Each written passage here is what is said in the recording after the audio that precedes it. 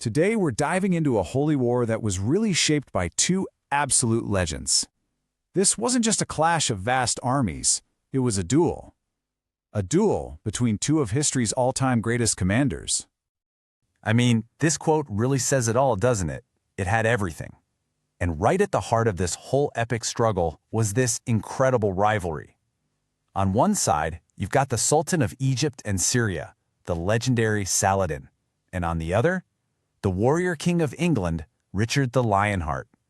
Their personal duel, well, it was going to decide the fate of the Holy Land itself. Okay, so let's set the scene. The year is 1187. For a long time now, Christian kingdoms have controlled territory in the region, but that's all about to change.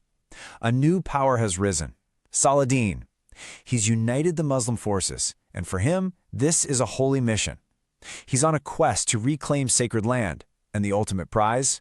You guessed it, Jerusalem.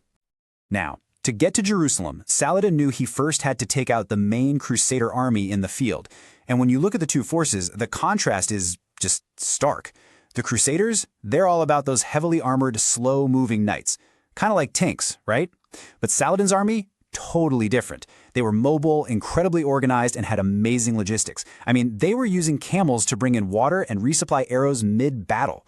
Saladin was absolutely going to use that speed and flexibility to his advantage. And wow, did he play his hand perfectly. It was a brilliant and brutal trap. He lures the Crusader army into the desert, far away from any water, under the scorching July sun. Then, his mobile archers just harass them relentlessly.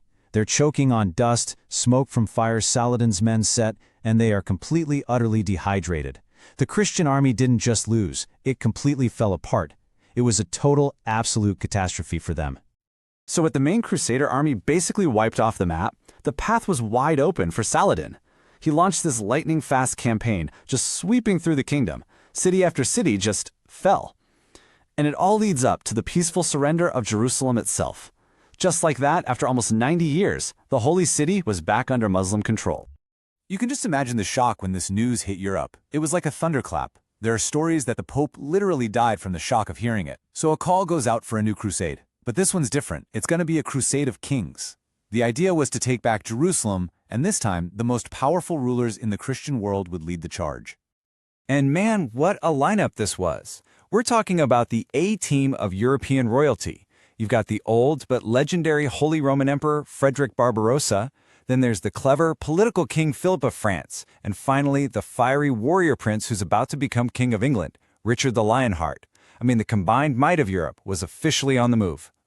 But then, disaster. Before the crusade could even really get going, the unthinkable happens. This 70-year-old Emperor Frederick Barbarossa, this absolute titan of his age, he's leading his massive German army overland, and he drowns while crossing a river.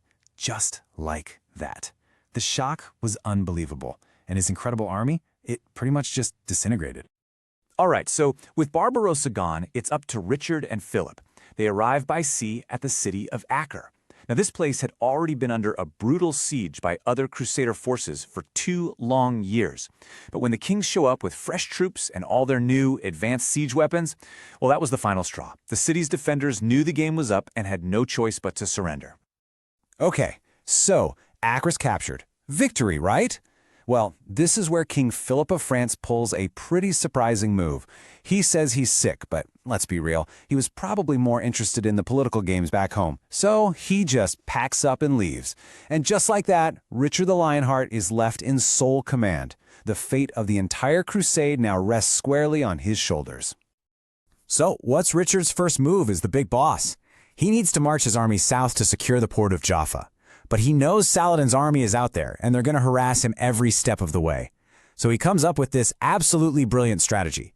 The whole plan was about discipline, discipline, discipline. Hug the coast, let the fleet carry all the supplies like a mobile warehouse, and use his infantry to form a protective shield. It was designed specifically to counter Saladin's hit-and-run tactics. Now, Saladin wasn't just going to let this happen. He knew he could not let Richard reach Jaffa. So, near the forest of Arsuf, he decides to go all in. He unleashes his entire army on Richard's marching column. For hours, it's just a storm of arrows from his horse archers. His cavalry keeps making these probing charges. What's the goal? To break that famous Crusader discipline, to get them to panic and launch a messy, disorganized counterattack. But it didn't work. Richard's discipline was rock solid. You can just imagine his knights chomping at the bit, absolutely boiling with frustration. But he holds them back and holds them back until the perfect moment.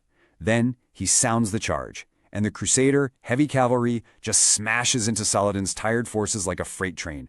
It was an absolutely decisive victory. Saladin's army lost thousands of men. Okay, so after that major win, Richard has secured the coast. Now comes the hard part, advancing inland. This was a slow, tough process. His army had to painstakingly rebuild a whole chain of fortresses just to keep their supply lines safe.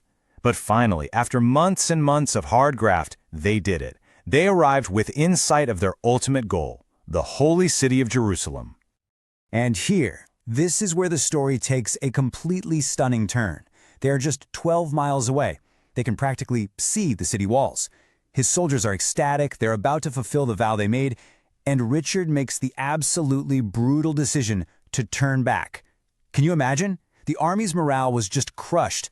So the big question is, why? Why turn back when you're so close?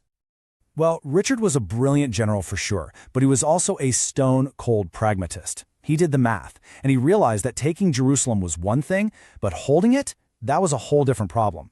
His supply lines were stretched super thin and were vulnerable. Saladin's army was still out there, ready to pounce. And he knew, even if they took the city, it would just be this isolated little island in a hostile sea once all the Crusaders packed up and went home. It was a massive gamble, and it was one he just wasn't willing to take. So the war basically grinds to a stalemate. Neither side can land a knockout punch. Richard knows he's got to get back to England, his brother John is making trouble, and Saladin's army is just plain exhausted from years of nonstop fighting. But there was time for one last, incredibly dramatic showdown. So Saladin, thinking Richard is long gone, launches this surprise attack on the port of Jaffa. He takes the town, trapping the Crusader garrison inside the citadel, but Richard wasn't gone. In what has become an absolute legend, he shows up by sea with just a tiny force, literally leaps from his ship into the water to lead the charge, and somehow, miraculously, drives Saladin's much, much larger army right out of the city. Just an incredible moment. That final crazy battle at Jaffa really proved it to both of them. Neither side was going to get a total victory here. And so, the treaty they finally signed was a compromise. It was born out of pure exhaustion, and maybe even a little grudging respect between the two leaders.